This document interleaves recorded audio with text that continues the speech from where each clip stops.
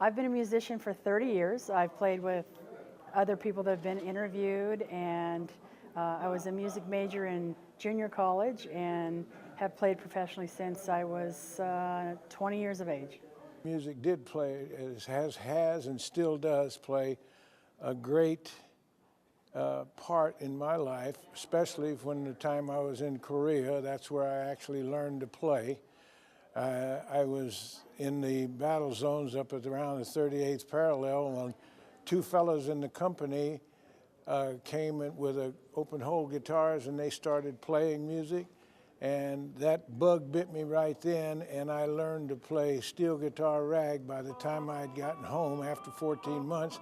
And what was great about it was the fact that it took my mind off of the wicked conditions of war that we were facing constantly every day.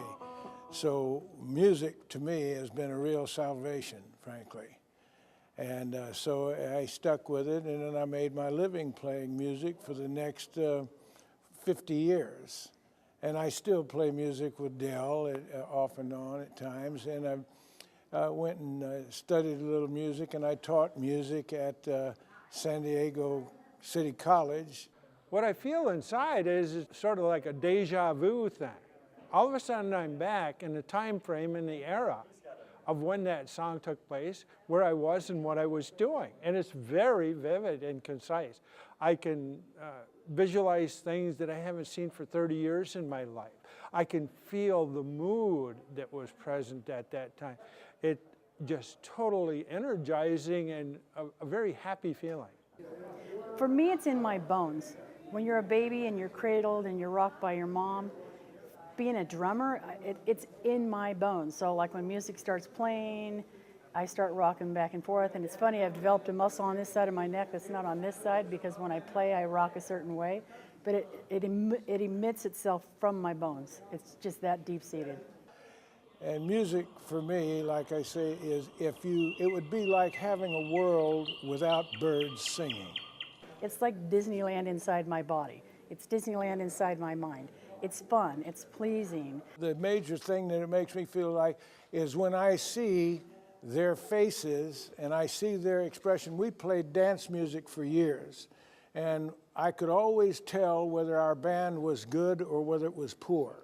And I could tell that by watching the people dance. If the people's heads were all moving at different places and so forth, you weren't getting through, and you'd get a little applause maybe once in a while. But when the band was working in harmony together, you would see all the heads moving on the dance floor up and down at the same time and in unison. And then the applause would break out, and what you did was you connected to the rest of your community, see? And that is the value of art or the value of music, and that's what it does for me. It makes you belong, and you're a part of that. If he would have come out and played one of my favorite all-time songs, like Hole in the Wall, or Jim Morrison, one of his hit favorites, or so many others, then yeah, the foot would have not only been tapping, but I would have been totally focused. Music can move people in such a way that it's often used to do just that, stimulate happiness, mourn the death of a human that's passed. It's culturally tied to every culture in the world. So, in Africa they'll do chants. Over in America we might sing hymns. But it comes from within us, and it unites us as a culture and a people. If you can imagine what you see in the world today and the changes I've seen in almost 80 years now, I've seen changes where people are doing like they did the young man who was struck down after shooting all these kids in Shady Hook and so forth. I get upset when I see they want to take it out of elementary schools and high schools. It's a right brain process, which is more creative in your writing skills. You have a good sense of philosophy and religion. You develop memory skills much earlier at a younger age. It's scientifically proven if you teach kids music at a very young age, it develops their memory skills, which is what they're going to need all through high school. The irony is we dump millions of dollars into football sports that literally damages and kills the brain. It takes the human brain away, to the pittiness of saying, well, music's not good enough, although it develops your brain and it's going to make it a better world and more enjoyable.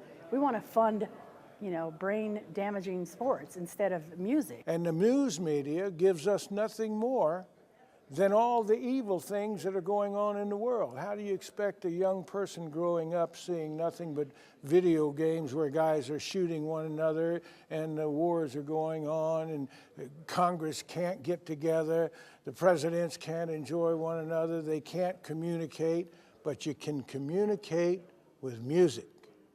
And you will always find that makes the big connections. Makes me feel sad because one of the first things that always transpires in the losing of a culture, we are really genuinely the stewing pot of the world when it comes to cultures and music. And when I see that, we're losing our culture.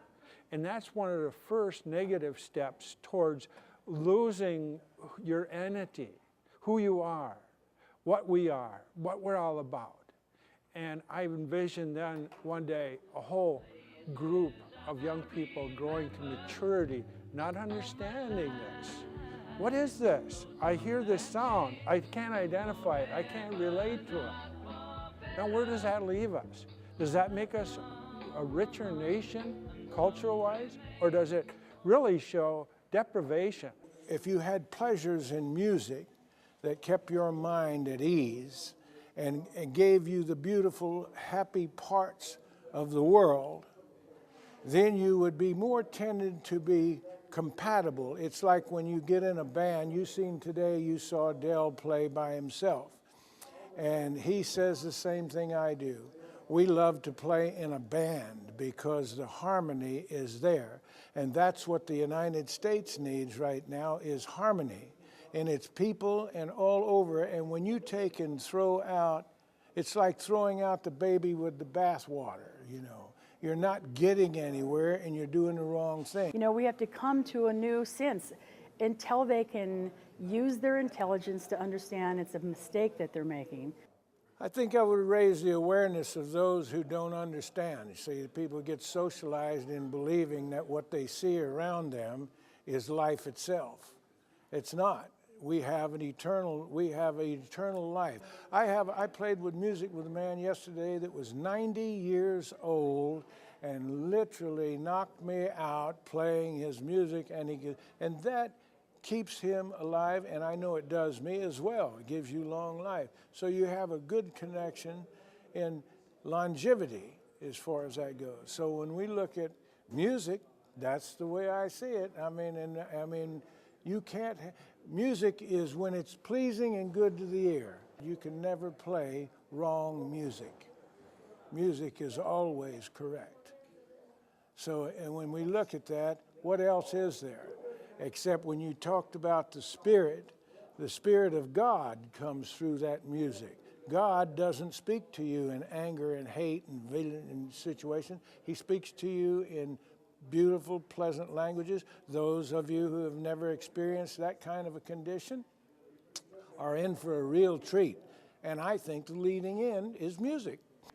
I think the answer is that there's other places where we can control our budgetary expenses, because that's at the whole root of the reason that our school systems are cutting back on the performing arts.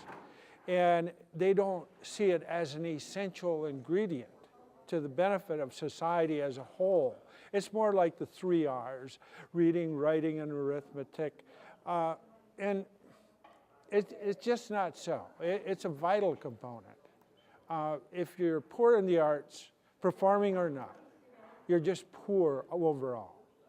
You need to promote the arts, promote music, promote happiness, promote pleasure, promote movies, promote all kinds of art. So many musicians that would volunteer their time. The last gentleman here, he volunteers his time every week going to senior care facilities. These people roll in wheelchairs, heads down, the music starts, they light up. You see their depression go away, they relate to something that has gone away in the past because they're so old, no one's socializing with them now, they don't have that circle of friends anymore, and it just touches them in a way that it lifts them up.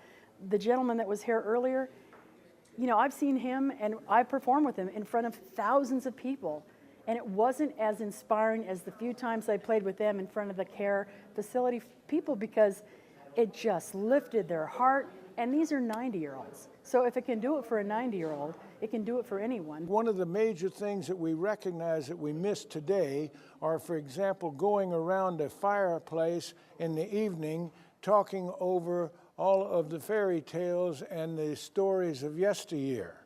And those stories of yesteryear help you deal with your community and your interaction. So music has been that for me, and that's why I say that there is nothing, a greatest sin that they can do to the United States is to attack people's good, pleasant feelings and pleasures of belonging to their own community.